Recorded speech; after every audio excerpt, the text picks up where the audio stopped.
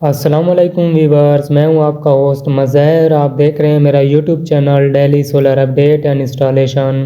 امید کرتا ہوں آپ خیر و عافیت سے ہوں گے۔ آج جمعے کا دن تھا تو جمعے کے دن میں اکثر مارکیٹس بند ہوتی ہیں، جس کی وجہ سے ریٹ اپڈیٹ نہیں کر پاتے۔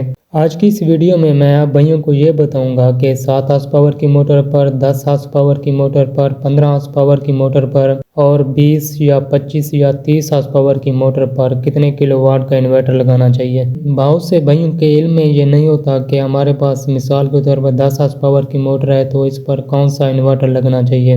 تو اس حوالے سے بہت سے بھائی کالز اور میسج بھی کرتے ہیں۔ انشاءاللہ اس ویڈیو میں آپ بھائیوں کو مکمل ڈیٹیل کے ساتھ بتاؤں گا کہ کتنے ہارس پاور کی موٹر پر کون سا انورٹر لگنا چاہیے۔ آج کل انورٹر چائنا کی بجائے پاکستان میں بھی بہت سے بن رہے ہیں۔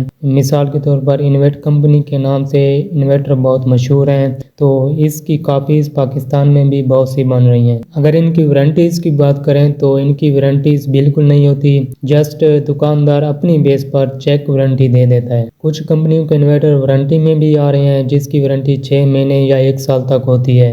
مثال کے طور پر ویکٹرون کمپنی کا انورٹر ہو گیا جو کہ کراچی سے مینوفیکچر ہو رہا ہے، تو اس کی 6 مہینے کی وارنٹی ہے۔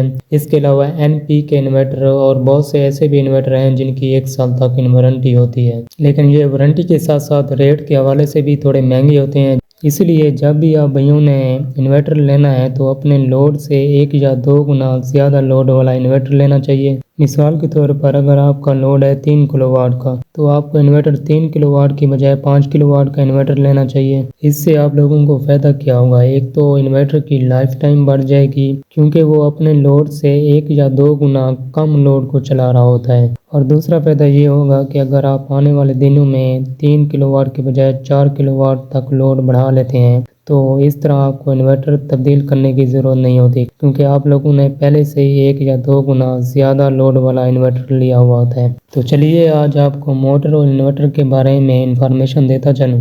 اگر آپ بھائیوں نے 5 ہارس پاور کی موٹر چلانی ہے تو اس پر 5 کلو واٹ کی بجائے 7 کلو واٹ کا انورٹر لگانا چاہیے۔ 7 ہارس پاور کی موٹر پر 7-11 کلو واٹ کا انورٹر لگانا چاہیے۔ 10 ہارس پاور کی موٹر پر 11-15 کلو واٹ کا انورٹر لگانا چاہیے۔ 15 ہارس پاور کی موٹر پر 15-18 کلو واٹ کا انورٹر لگانا چاہیے۔ 20 ہارس پاور کی موٹر پر 18-22 کلو واٹ کا انورٹر لگانا چاہیے۔ 25 کلو واٹ کی موٹر پر 22-30 کلو واٹ کا انورٹر لگانا چاہیے۔ سولر ٹیوب ویل پر زیادہ تر یہی موٹر استعمال ہوتی ہیں۔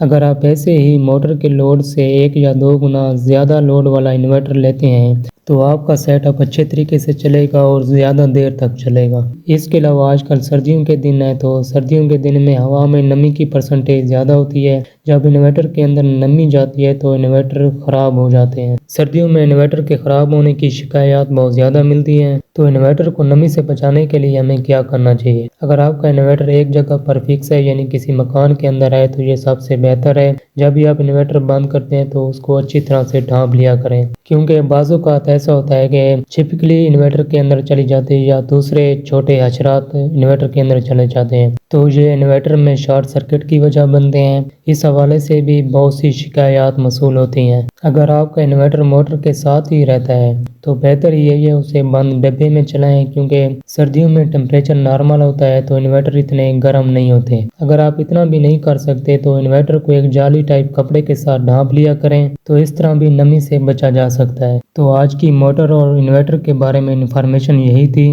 اگر اس کے علاوہ بھی کسی بھائی کو مزید انفارمیشن چاہیے تو وہ کومنٹ سیکشن میں مجھ سے پوچھ سکتا ہے۔ امید کرتا ہوں آپ بھائیوں کو یہ انفارمیشن اچھی لگی ہوگی۔ انشاءاللہ ملتے ہیں اگلی ویڈیو میں ایک نئی انفارمیشن کے ساتھ، تب تک کے لیے اپنا بہت سارا خیال رکھیے گا۔ خدا حافظ۔